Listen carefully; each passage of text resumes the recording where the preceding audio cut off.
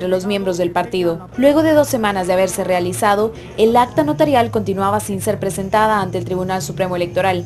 Gudy Rivera, secretario departamental, argumentaba que se trataba de un descuido por falta de tiempo, pero no era así. El partido ingeniaba cambios de última hora. La lista metropolitana tenía en primer lugar a Gudy Rivera.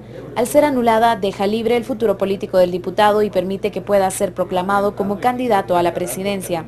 En segundo lugar, a Luis José Fernández Chenal, quien ahora pasa a la casilla 6 del listado nacional. Su espacio ahora podría ser sustituido por Estela Alonso, pareja del alcalde Otto Pérez Leal. En el tercero, a Marta Odilia Cuellar. En el cuarto a Byron Orellana y en el quinto Mirma de Coro, quien también procedería a retirarse de la agrupación tras la desafiliación de su esposo Antonio Coro, exalcalde de Santa Catarina Pinula. El Partido Patriota se ha visto obligado a realizar modificaciones a sus listas tras la caída en crisis que le han generado los últimos hechos. Y con más información, la Contraloría General de Cuentas continúa con la centralización de obtención de finiquitos. Prevén ampliar sus horarios a turnos de 24 horas para lograr atender las inquietudes de todos aquellos que busquen inscribirse como candidatos a partir de la convocatoria del Tribunal Supremo Electoral el próximo 2 de mayo. A 5 días de que se realice la convocatoria a elecciones, la Contraloría General de Cuentas se prepara para un incremento drástico de solicitudes de finiquitos como parte de los requisitos para optar a un cargo público. Al inicio de gestión de Carlos Menco se había ofrecido la posibilidad de hacer las solicitudes a través de Internet para evitar las aglomeraciones centralizadas en la sede de esta institución en la zona 13. No obstante, con la convocatoria de elecciones a la vuelta de la esquina, la Contraloría abortó la idea. Lamentablemente no hemos implementado el tema de firmas electrónicas como para poderlo recibir a distancia. Además tenemos que la firma electrónica básicamente lo que va orientado es a evitar que los departamentos vengan a la ciudad. Aún así han habilitado la opción para que a partir del momento en que inicien las inscripciones de candidatos, el Tribunal Supremo Electoral pueda consultar quiénes de ellos cuentan o no con la constancia. Además de la falsificación de finiquitos, Menco señala que al menos el 80% de las personas con puestos de administración pública poseen problemas para obtener el finiquito. De ese porcentaje, el 80% posee sanciones y el otro 20% problemas judiciales, los cuales, señala, son más difíciles de solventar. A partir de mediados de mayo, la Contraloría permanecerá abierta en turnos de 24 horas para dar respuesta a las miles de solicitudes de finiquitos.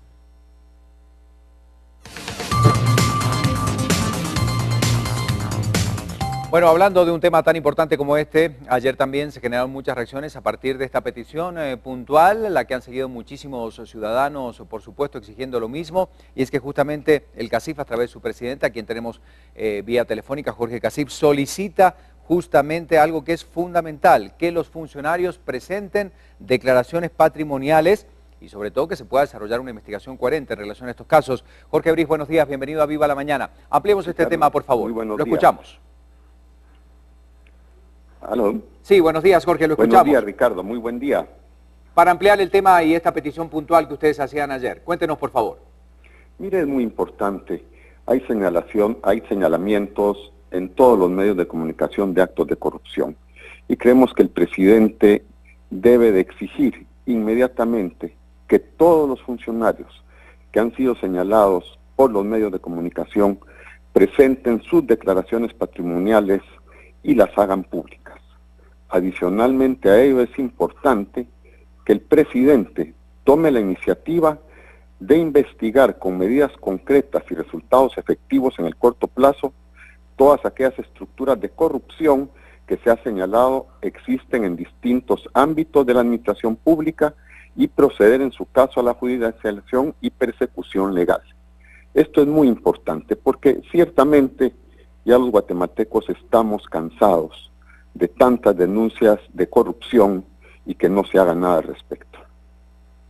¿Qué puede pasar a partir de esta petición puntual? Porque como usted sabe, se da en esta coyuntura donde miles de ciudadanos están exigiendo lo mismo, investigación, que las personas que tengan algo, por supuesto, dudoso dentro de su patrimonio puedan presentarse a la justicia. ¿Usted cree que a partir de todo esto que en este momento se está dando en el panorama político y social del país, puedan darse realmente estos escenarios para permitir esto que ustedes están solicitando? Mire, es un clamor que el presidente no puede ignorar, porque el sistema democrático se basa en la confianza de los ciudadanos, y el presidente no puede ignorar en ningún momento este clamor popular de que efectivamente en Guatemala se tiene que combatir la corrupción. Y si la corrupción está en el organismo ejecutivo y en otros organismos del Estado, se deben de tomar las medidas inmediatas. La manifestación del día sábado es más que elocuente de ese sentir de los guatemaltecos. Le agradecemos muchísimo al presidente de CACIF, Jorge Briz, sus declaraciones. Ya habíamos escuchado lo que había dicho ayer en conferencia, pero queríamos conocer un poquito más de este tema. Muy amable por su llamada telefónica y seguimos con otros temas. María René Varillas y estas noticias. El Tribunal 11º inició el juicio contra 2 integrantes de la Mara Salvatrucha, más bien dicho, acusados por el delito de asesinato de 2 estudiantes del Instituto para Señoritas Centroamericana. Ambos habrían sido ejecutadas con la misma arma, según expertos del Instituto Nacional de Ciencias Forenses. Son Kevin David Canté Mérida y Mario Olmido Pablo. El Ministerio Público los indica por el delito de asesinato. El Ministerio Público presentó como testigo a un perito del INASIF, quien se encargó de los análisis balísticos. Dijo al tribunal que se había utilizado la misma pistola para cometer los 2 asesinatos. Las hermanas Oscar Pérez fueron atacadas a balazos el 3 de abril del año pasado, cuando caminaban hacia el Instituto Normal para Señoritas Centroamérica. Una de ellas falleció en el lugar del hecho y la otra en un centro asistencial días después de su ingreso. Las investigaciones realizadas por el Ministerio Público han logrado identificar a los acusados de ser integrantes de la Mara Salvatrucha. Se les incautaron 2 armas de fuego cuando fueron capturados. Durante la investigación, el Ministerio Público logró descartar que las estudiantes pertenecieran a un grupo de pandillas. La hipótesis que busca probar la Fiscalía es que las estudiantes fueron asesinadas al ser confundidas con integrantes de una pandilla rival. En ese sector donde ellas vivían, lideran diferentes pandillas. Uno de los acusados era vecino de las estudiantes. Damos seguimiento al caso de las alpinistas guatemaltecas Andrea Cardona, Bárbara Padilla, quienes se encontraban escalando el Monte Everest precisamente cuando ocurría el terremoto en Nepal. A través de sus redes sociales han estado informando sobre su estado de salud y su situación en el gigantesco monte. En la última información de Andrea Cardona escribía: habíamos logrado ser exitosamente evacuados por helicópteros del campo 1 al campo base, en donde la mayoría de su equipo estaba y donde se encontraban sus pertenencias. A pesar de que el campo base estaba totalmente destruido, lograron encontrar la mayoría de sus pertenencias. Tras estar allí, lograron llegar al pueblo Gorakchep, al cual llegaron caminando por 1:30 minutos cargando lo que llevaban. Además, dice que están profundamente consternados por la tragedia y pendientes de poder prestar su ayuda a quien lo necesite. Además, afirma que 16 personas han sido declaradas muertas en el campo base. Finaliza diciendo que por el momento se quedarán en las montañas, ya que allí es un lugar mucho más seguro en estos momentos que en la ciudad.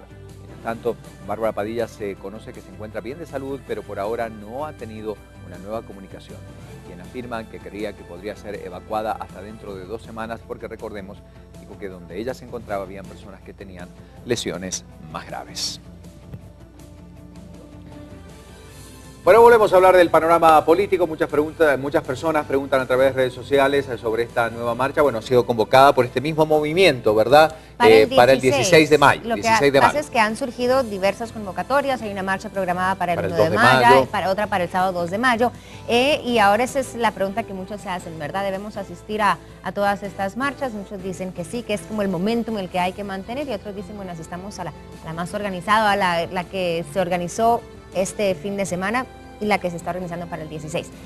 Ahí sí que, si uno quiere asistir, creo yo que uno tiene el derecho de asistir a las marchas que uno quiera. El derecho a asistir, el derecho a expresarse, ¿verdad? Y después de mucho tiempo, el empresario guatemalteco Dionisio Gutiérrez habló y salió justamente en una declaración hablando sobre la situación y sobre el tema, que hoy obviamente es el más importante del país. No había hablado sobre la situación de Guatemala desde el 2010, cuando salió del país después de un problema con el gobierno de Álvaro Colón.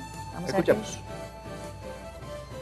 En octubre de 2010, después de haber llegado a la conclusión de que el modelo político que se consolidaba condenaría al país a la mediocridad, la corrupción y el cinismo, y ante la indiferencia de las élites y el debilitamiento de grupos e instituciones vitales para la democracia, me prometí no volver a opinar públicamente sobre la política guatemalteca ni dejarme llevar de nuevo, como lo hice durante 30 años de mi vida, por la ilusión de que participando con energía, idealismo y convicción, era posible construir una democracia con instituciones que funcionan, un Estado de Derecho y condiciones económicas capaces de generar oportunidades para todos. Hoy rompo por un momento aquella promesa, por razones de principio, para dejar constancia de mi condena al estado deplorable y vergonzoso al que la clase política dominante ha llevado a la nación. Produce tristeza y vergüenza ver cómo la llegada de cada nuevo gobierno destroza y traiciona las ilusiones y esperanzas de un pueblo al que con absoluto descaro y cobardía le hacen falsas promesas para ganar su voto, sabiendo que no le van a cumplir. Una pregunta que me hice durante 30 años participando en la coyuntura cívica diaria del país, viviendo cómo los vaivenes y las contradicciones de la política nos tenían perdiendo casi todas las batallas, aunque a veces sintiéramos que podíamos ganar la guerra, fue ¿en qué momento? ¿Con qué crisis? ¿A qué extremo se debe llegar para que los ciudadanos de una nación se levanten y digan basta ya y exijan respeto, responsabilidad, vergüenza y honradez a sus gobernantes? Hasta hoy no he sido capaz de responder aquella pregunta, pero deseo de verdad que ese día llegue pronto, pues Guatemala tiene problemas profundos que la mantienen en el subdesarrollo y la pobreza. Y cuando un pueblo vive en este olvido profundo y ofensivo, víctima de sí mismo y especialmente víctima de la indiferencia de sus élites, las desviaciones políticas aberrantes son una amenaza inminente. Nuestra realidad social es lamentable, nuestro sistema educativo una vergüenza, el sistema de salud un insulto y las oportunidades para la juventud una quimera. ¿Cómo es posible que en una nación con estos problemas sus gobernantes se dediquen alegremente a saquear las arcas del Estado? Guatemala merece un futuro mejor que este presente de fracaso y de vergüenza que por acción o por omisión hemos levantado. Una sociedad no puede convivir en armonía cuando solo unos están bien y la gran mayoría sufre para llegar al final de cada día, y algunos incluso no llegan. Y peor aún, cuando quienes gobiernan atropellan, abusan y presumen de su arrogancia y estupidez en su asalto a la cosa pública. La democracia es mucho más que tener elecciones cada 4 años. Unas elecciones en las que, en nuestro caso, aparentemente gana quien más votos obtiene.